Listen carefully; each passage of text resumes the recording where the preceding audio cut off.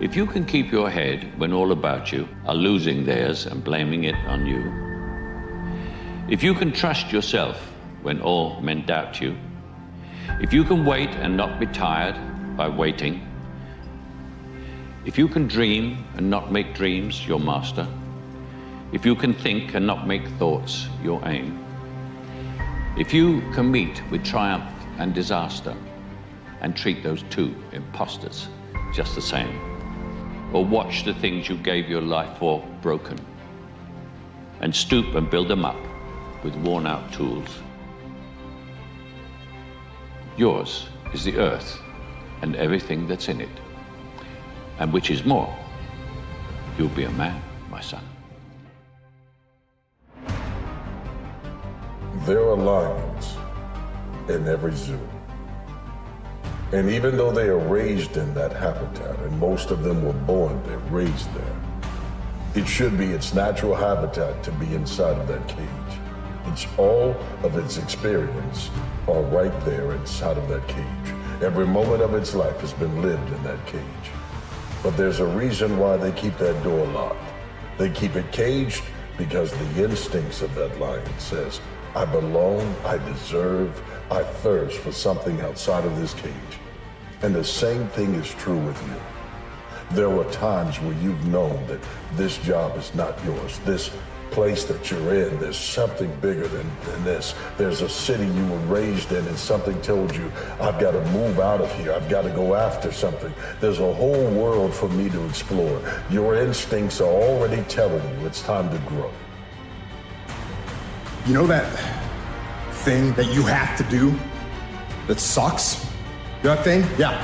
Whether it's squats or your workout or going for a run or some paperwork or a project, that thing that you have to do that you know sucks. Well, the longer you wait, the longer it takes. Your situation will either be the reason you don't make it, or it will be the story you tell when you do make it, and you get to make that choice.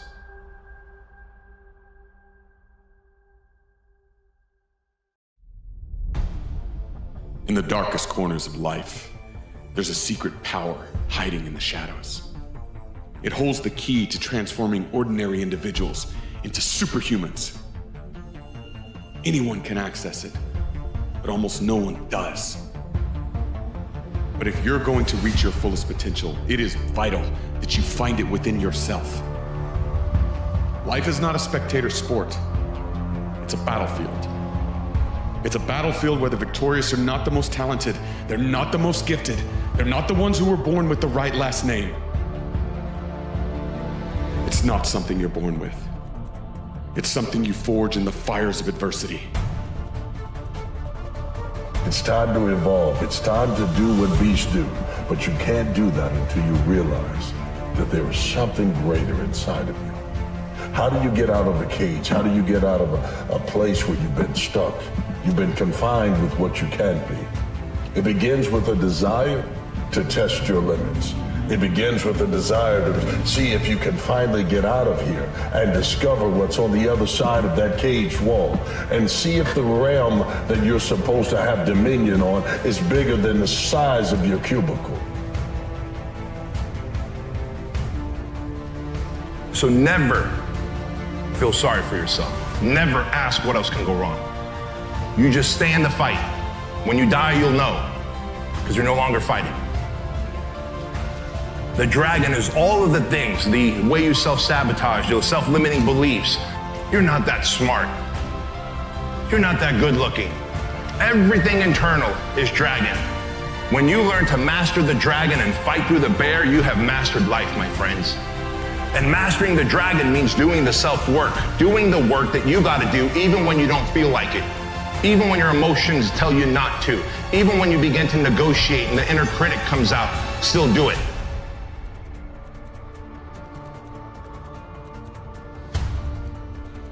It's like a piece of iron, and life is the blacksmith pounding it into shape. Every blow, every setback, every crushing defeat is shaping you into the most powerful version of yourself. It's not about avoiding failure. It's about embracing it. It's about learning from it and using it to grow stronger. You have to change the way you see yourself. You are not a victim of circumstances. You're a warrior in the arena of life. The storms will come. People will criticize you. You will fail. And the crushing weight of your reality will make you feel like giving up. That's when you call upon the awesome power of resilience and drive on. I want to see what it feels like to be the greatest me. I don't care if people agree with it or not. I don't care what people say. I want to see what the greatest me looks like. And I'm not there yet. I'm not. But you better bet that I'm progressing towards that person every single day.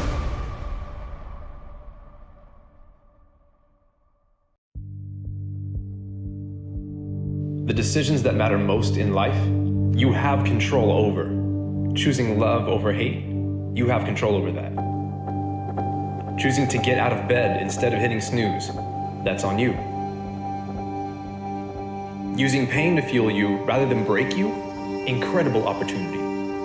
See, it's not about trying to control the outcome of the game. See, you can train and practice for hours, early mornings, late nights, blood, sweat, and tears, and the hard truth is sometimes it still won't work out.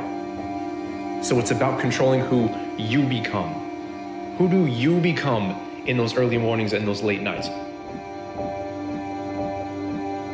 One can have no smaller or greater mastery than mastery over oneself. That's Da Vinci. Da Vinci did amazing things with his life. I wanted to do equally amazing things with mine. And if that's the game that we're playing, if I can construct my belief system, if I can choose at any moment to believe something that's more empowering than I was believing the moment before, and that will actually find its way into my actions, allow me to do things that I couldn't do the moment before.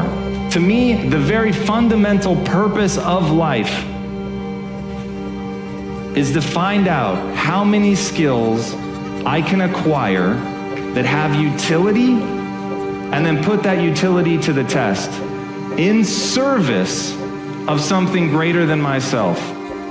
Life, I've discovered, always sends you scenarios perfectly designed to teach you the lessons you most need to learn to get to your next grade of growth. Things never unfold for your failure. Everything always happens in your favor. And we are most alive when we are closest to our fears. Who do you become in those hours of practice? Or are you just looking at the scoreboard? Is that the only thing that matters to you? See, life is so much more than just what's on the scoreboard. Life is about what goes into putting points on the scoreboard. This is about the means, the process. What path do you walk to get to the end? It's about spending time with the man or woman deep down that you know is meant for more. Who do you see when you stare yourself back in the mirror? Now, who do other people see? Have you just been going through life putting on a front? But you gotta want it more than anything. You gotta desire that roar that's inside of you that says, get up and go after it. That is given to you by God so that you can find out just how much of a king or a queen or royalty that you are. But you can't have it until you desire to see what's on the other side of your cage.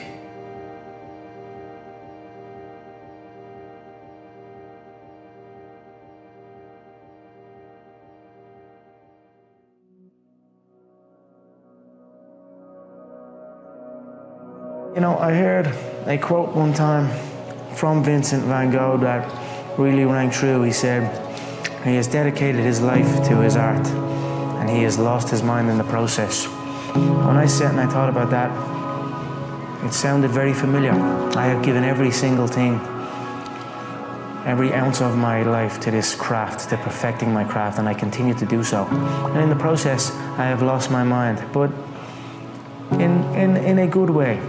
To regular society, to people who wake up at 9 a.m., who clock out at 5 p.m. They would look at me and say, I've lost my mind, but me, I have found it almost. It's okay to be unbalanced for a while. It's okay. Don't be all this stuff people say. You gotta be balanced. To be the best in the world at what you do, you have to be unbalanced to find every bit of fucking energy and strength that you have to pull it off. Then you get balanced once you become great. And it takes being fucking obsessed to where people think you're crazy. There is a difference between passion and obsession. When you're passionate, everybody cheers you on. They're stoked for you. Oh, you found your passion? Awesome. Follow your passion. Live with passion. Be passionate. When you're obsessed, they're like, why you gotta be so crazy? Why do you always gotta get things so perfect? Why you spend so much time here? When you're obsessed, people think you're nuts. If no one thinks you're crazy, you're not yet operating to the outer limits of your potential. Or when you ask yourself, do you know that you're coming up short? Do you know that you're not playing for loud? Do you know that you're more concerned with what other people think about you rather than what you think about you? Have you gotten so out of touch with the beginning first steps? Remember when you started? Remember when you said this was on your heart? Remember when you said this was on your soul, this was your mission, this was your purpose? But you've let society, you've let culture and everything pull you in every which way direction. These distractions have gotten the best of you, but no more. That ends today. Because I'm done letting you play yourself short. I'm letting you sell yourself short because you were meant for so much more, and I want you to see that. You want to see that. I know you do. You look yourself in the mirror and you know that there's somebody deep down with greatness, with fire staring back at you, and you want to know how to bring them to the forefront. That decision is right here and right now. Is not about the trophy and the accolades. It's about the grind. It's about the obstacles. It's about the challenges. It's about the pain that you endure along the way for that 30 seconds of being able to either stand on the platform, be acknowledged by individuals that are close to you. But when that happens, your mind has to immediately shift back because now you felt and tasted something that you could only get through winning. Are you willing to do it again? I believe you're happiest not when you're watching TV. You're not happiest when you're playing with your apps. You're not happiest when you're looking for likes. You're not happiest when you're fooling around. You're happiest when you're growing. At some point, you got to stop negotiating the price and decide your will to win is not for sale. Here's the truth. Most people's dreams can be bought. With enough failure, with enough rejection, they can't still fight. And their will to win is buyable. You can buy it with a little success or a whole bunch of failure. Most people will sell their will to win. But if you decide at this meeting, my will cannot be bought. I don't care how long it takes, you can't buy this dude out. I'll keep fighting for my family. I'm the one. I'm gonna change my family tree forever. That's the decision. Decide now. You're gonna keep negotiating the price or can you not be bought?